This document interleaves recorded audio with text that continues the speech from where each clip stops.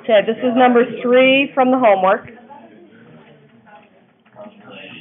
Please stop talking. So number 3 is a centrifuge, in England that has a carbon rod that spins about its center. So like that. And it's 12.5 centimeters long.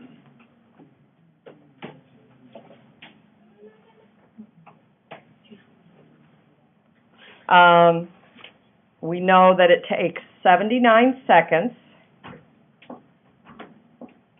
for it to slow down to a stop, I think. It says it's made of a carbon rod. It spins really fast. It has a tangential speed at the tip, so tangential speed of 2.5 kilometers per second. And it took 79 seconds for a torque of 0.35 Newton meters to slow it down to rest. So that means the final velocity is 0. So this all happens in 79 seconds. Now, a linear velocity or a tangential velocity is not particularly helpful. So this is going to be the initial velocity, and let's convert that to something that's more usable. So we're going to go from kilometers per second to meters per second.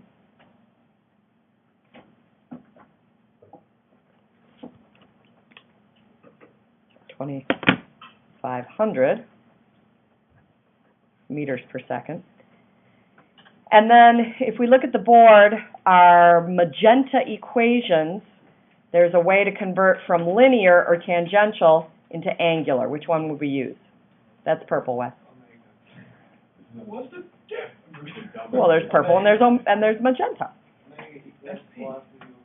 Yep, thank you. So omega equals V over R. So that's what we're going to use. 2,500 is the velocity, meters per second. And the radius, if we look up here in the picture, is what? 6.25 centimeters. So let's move the decimal place. Yeah, 0.0625 meters. Okay? And when I divide that out, I get 4 times 10 to the 4th. So that is the initial velocity in radians per second. 4 times 10 to the 4th radians per second. It's going fast. It's a centrifuge. They spin really, really fast. Okay? So here's what we know. It starts at 4 times 10 to the 4th. It slows down to a stop, and that takes 79 seconds. You were asked to find the moment of inertia if this is the torque that makes that happen. So the basic equation is torque equals I alpha. You know these two, and you're going to solve for I, moment of inertia. What do we do, the T test? Yes. Yep, so we need to find yes. Yep, good. That is correct. So angular acceleration is final minus initial over time. 0 minus 4 times 10 to the 4th over 79 seconds. And that is negative 510 radians per second squared. So now I have my 2 out of 3 variables for this top equation. Torque equals I alpha. So torque goes here. And technically it's negative because the rod is slowing down. Newton meters of torque equals I, and alpha was negative 510. So the negatives cancel, and that's radians per square second. So I know that you guys can divide, but what kind of crazy units are we going to have here? We've got Newton times meters and radians per square second. What does that leave for I? Yeah, there's kilograms in there. I kilogram meter squared. Answer is 6.9 times 10 to the negative fourth. The units end up being kilograms square meters. Everything else cancels. If you want to analyze the units, we could do that separately. Do that real quick. So torque units equals I alpha. Torque is Newton meters. I is kilograms square meters. And alpha is radians per square second. So other than the meters, nothing really looks like it's very matching there. But a Newton is an abbreviated unit. And remember, force is mass times acceleration, right? F equals ma. So mass would be, what? Yeah, thank you. Kilogram meters. It's mass times acceleration, so what goes in the denominator? Second squared. Times meters again. Equals kilogram square meters times radians per second squared. What's the radian? Nothing. It's right, it's nothing. It's a ratio. It's like mu, okay? So the radians isn't really a unit. And if we look here now, okay, yeah, kilograms matches, right? Square seconds matches. And meters times meters. So it does work. So the units for I are kilograms per square meter. And the answer to this problem was 6.9 times 10 to the negative fourth kilograms square meters. Yeah, I wrote big though, Wes.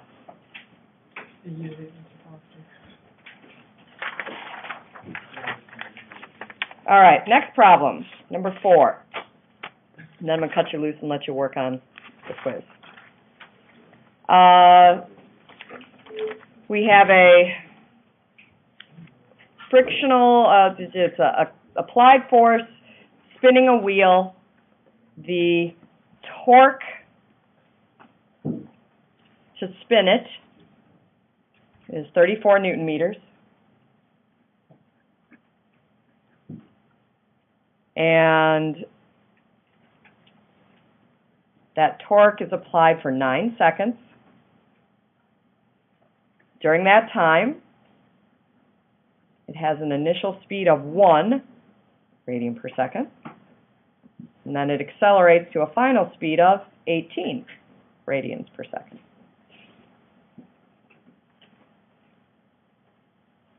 Later, when you take away this torque, it slows down because there's some friction, okay? So it'll have an initial speed of 18, so now we're going to start at 18, and it will slow to a stop. So what final speed is that? Right.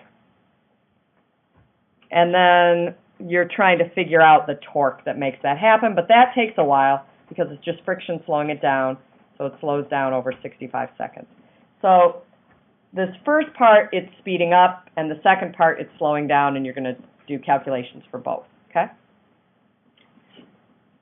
For part A, it says, what's the moment of inertia? So we know torque. So again, torque equals I alpha. Since you're given torque and you want I, we need to figure out, Jesus fish, alpha. Look at these 3 variables, and then look at the board, and tell me which equation would you use to find alpha. Everybody, which one?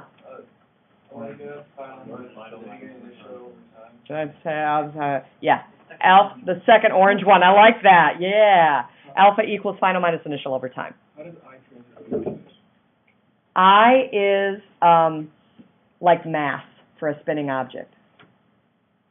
So I is dependent upon how much mass and how big it is. Oh, you missed the example, Wes. Do you remember the center of gravity example? If I threw you all in a bucket and shook the bucket? Oh, yeah, you were the... Yeah, you missed that, Wes. I don't think you can fit Easy good.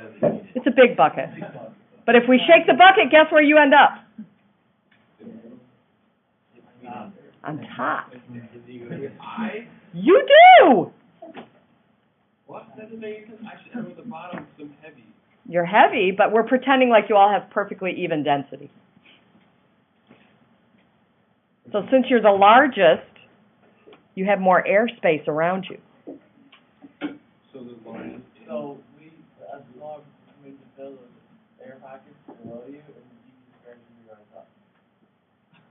You want the change? All right. So we're going to solve for I. This is really rotational mass. It's based on the shape, the mass, and the radius, how big that radius is. And skaters know this, and gymnasts know this, and pole vaulters and high jumpers and divers all use that change your shape phenomenon to change their rotational speed as they flip. Okay? So we're going to solve this one for I. Using alpha equals final minus initial over time. Final speed is 18. Initial is 1. It takes 9 seconds to do that. Angular acceleration is 1.9. So now I've got torque and alpha. I'm going to just solve for I. So the torque is 34. Alpha is 1.9. When I solve that, I get I equals 18 kilograms square meters. It's a weird unit, but that is correct. Okay? Now let's do the second part. The second part asks, what's the torque to slow it down? So now we know the moment of inertia. We're going to do this equation again, but this time solve for torque. That's pretty straightforward. 18 times, and again we have to do this final minus initial over time. So final is 0, initial is 18, and it takes 65 seconds to slow down. So that's a negative 0.277 radians per square second. And we end up with a negative torque, which just means it's the torque that slows it down. And that is negative 5 Newton meters.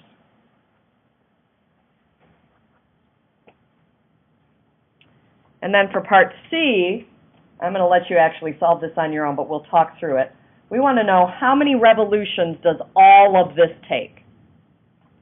So, of all of the variables up there in orange equation land, which variable represents, or you could use to represent or figure out the number of revolutions that this spinning wheel makes? What is it again? Theta, good. So, which of those equations that have theta in them would be best to figure out the amount of rotations to both speed up in the first 9 seconds and then add that to the number of rotations to slow down in the 65 seconds? Okay, which the first one, first orange one. I like this, definitely the simplest, right? So, theta equals omega t. Which time do I use? I got like the 9 seconds and the 65 seconds. Go ahead, Andrew. You use the 9 seconds for the first. You take the average omega for the first half and use the 9 seconds for that average. And then you find the average for the second half and then use the 65 seconds for that and then add up the total revolutions for each. Very good. So we need to do this equation twice, right? Once for when it's speeding up, because it has a different acceleration and only takes 9 seconds, and then a second time for when it's slowing down. Stephen? That still wouldn't be the revolutions, that'd just be the radians. That is correct. Good. Yeah, yeah. Thomas couldn't help himself. He had to jump on that. Yes, that is correct. So you're right. This would be in radians, convert to revolutions. Okay? You could do theta equals 1/2 alpha t squared plus omega t. You could do any of those 3 equations, but I agree with this side of the room. This equation is definitely the easiest, but make sure that you put average speed here. So for the first 9 seconds, it would be the average between 1 and 18, right? So a little over 9. And for the 65 seconds, for that second type, it would actually be exactly 9, right? The average speed. Okay, I'm going to let you solve that. The answer is 110 revolutions if you use 2 sig figs. It turns out to be closer to about 106, 107. You take the If you use 2 sig figs. the angle and then you divide by like 2 bars. Yeah, that's correct. Answer is about 110 revolutions if you use 2 sig figs. It's closer to 106 when you calculate it.